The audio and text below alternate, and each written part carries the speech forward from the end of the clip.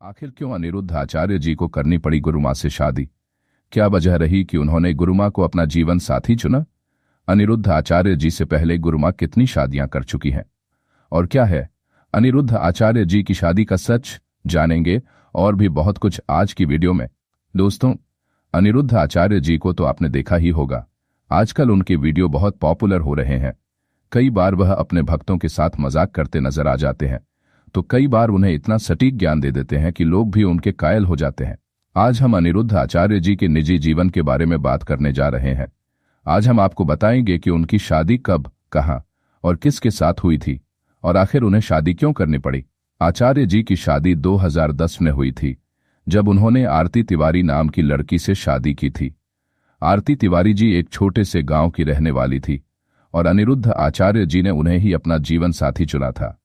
आरती जी का जन्म एक बेहद ही गरीब परिवार में हुआ था। उनके परिवार में कुल 4 परिजन हैं, उनके माता पिता और एक छोटा भाई। उनके गांव का नाम धर्मपुर है। आरती जी के पिता किसान थे, जो अपने छोटे से खेत में खेती करके अपने परिवार का पालन पोषण किया करते थे।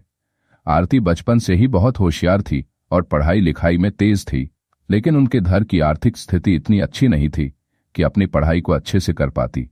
गांव के सरकारी स्कूल से उन्होंने पढ़ाई शुरू की। आरती जी के पास नई किताबें खरीदने के पैसे नहीं थे, इसीलिए वह गांव के बच्चों से पुरानी किताबें लेकर ही पढ़ाई किया करती थी। उनका एक सपना था कि वह एक टीचर बनना चाहती थी और वह चाहती थी कि गांव के सभी बच्चों को वह अच्छे से पढ़ा सके और हर बच्चे को अच्छी शिक्षा मिले ताकि बच्चे आगे बढ़ें। उनके लिए टीचर बनना सिर्फ एक सपना नहीं था, बल्कि समाज को आगे बढ़ाने का संकल्प था।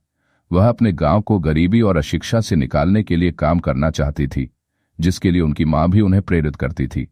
लेकिन आरती जी के लिए यह आसान नहीं था। गांव के लोग अक्सर उन्हें ताने मारा करते थे और इस उम्र की लड़कियों की शादी हो जाती है, इस बात के लिए आरती जी के माता पिता पर दबाव बनाया करते थे। स्कूल पास करने के बाद उन्होंने शहर के कॉलेज में दाखिला लेने के बारे में सोचा, लेकिन वहां की फीस जमा करने के लिए उनके पास पैसे नहीं थे। इसलिए उनकी मां ने अपने गहने बेचकर उन पैसों से अपनी बेटी का एडमिशन कॉलेज में करवाया था। कॉलेज में पढ़ने के साथ साथ उन्होंने बच्चों को ट्यूशन पढ़ाना भी शुरू किया ताकि अपना खर्च निकाल सके। कॉलेज पूरा करने के बाद आरती जी वापस अपने गांव आ गई और एक छोटा सा स्कूल खोलकर बच्चों को पढ़ाने लगी। जब यह बात एक दिन आचार्य जी के पास पहुंची तो वह आरती जी से बहुत इंप्रेस हुए और उनसे मिलने के बारे में सोचा। आचार्य जी आरती जी से मिलने गांव आए, उनके माता पिता से मिले और आरती जी से भी कुछ देर बात की, जिसके बाद उनकी बातों से और विचारों से आचार्य जी इतने प्रभावित हुए कि उनसे शादी करने के बारे में ठान लिया। उन्होंने अपने घर पर माँ बाप से बात की और फिर आरती जी के माँ बाप से बात करके इस रिश्ते को पक्का कर दिया और दोनों शादी के बंधन में बंध गए। आज आचार्य जी और गुरुमाँ दोनों साथ हैं और उनके 2 बेटे भी हैं, जिनके साथ वह खुशहाल जीवन बिता रहे हैं। आचार्य जी के साथ साथ गुरुमाँ भी समाज सेवा में बहुत आगे हैं और समाज को बदलने की राह पर गुरु जी का पूरा साथ देती हैं।